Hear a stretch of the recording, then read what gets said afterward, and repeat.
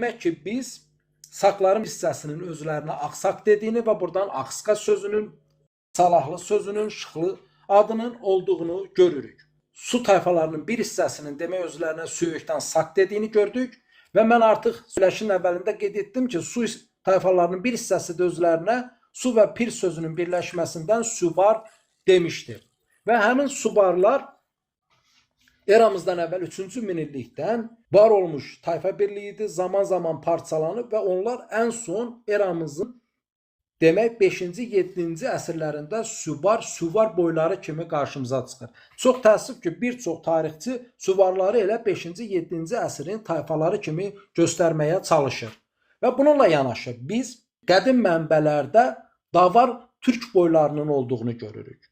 Davar Türk boylarını. Bilindiyi ki, Türk dilində davar qoyun və inək mənasına gəlir və bu davar sözü Rus dilində əmtə, məhsul mənasında tavar mənasına gələn sözə çevrilib, həmçinin tavariş sözünə çevrilib. Məsələ bunda deyil. Bəzi dilçilərimiz düşünür ki, türklər saxladıkları bu inək qoyun sözündən boy adı formalaşdırıb. Niyə? Çünki biz məsəl üçün türklərdə ağ qoyunlu və qara qoyunlu tayfa adının olduğunu görürük və ya məsəl üçün təkəli, ağ təkəli, qara təkəli adının olduğunu görürük. Mən bu haqda geniş danışmışam. Qısaca bunu deyim ki, tək sözü türk dillərində təkliyi bildirir və bu təkdən, təkə kəsilən müqəddəs mənasında təkə sözü formalaşıb. Yəni, türklər Tanrıya qurban kəsdiyi heyvan mənasında təkə deyib. Yəni, təkə konkret olaraq keçini, oğlağı nəzərdə tutmayıb. Və bu müqəddəsliyin davamı kimi bəzi tayfalar özlərinə təkə deyib.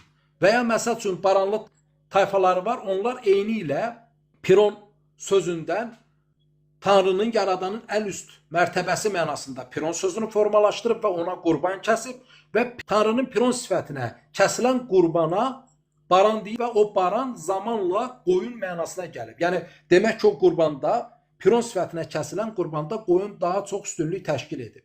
Məsələ bunda deyil.